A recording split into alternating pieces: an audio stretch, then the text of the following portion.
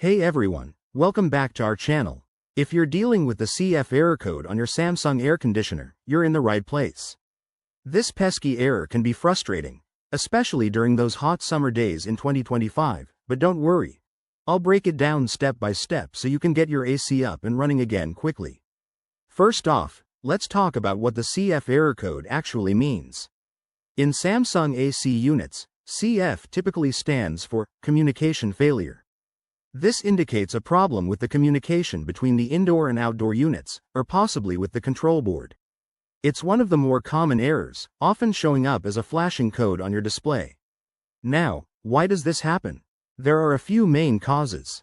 It could be due to loose wiring or connections, which might have come undone over time. Dust or debris buildup can interfere with sensors, or there might be a software glitch in the unit's firmware.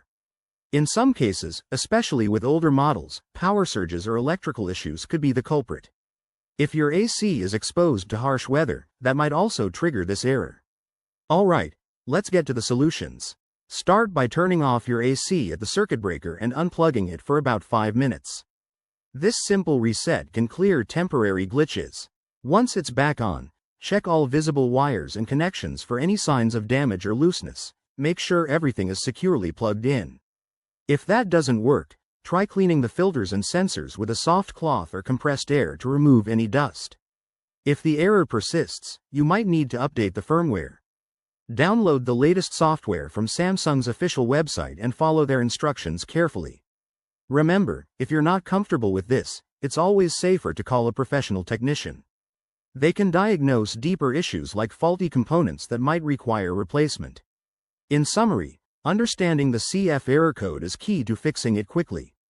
By checking connections, resetting the unit, and maintaining your AC, you can avoid future problems. If you found this helpful, give it a thumbs up and subscribe for more tech tips. Stay cool, and I'll see you in the next video.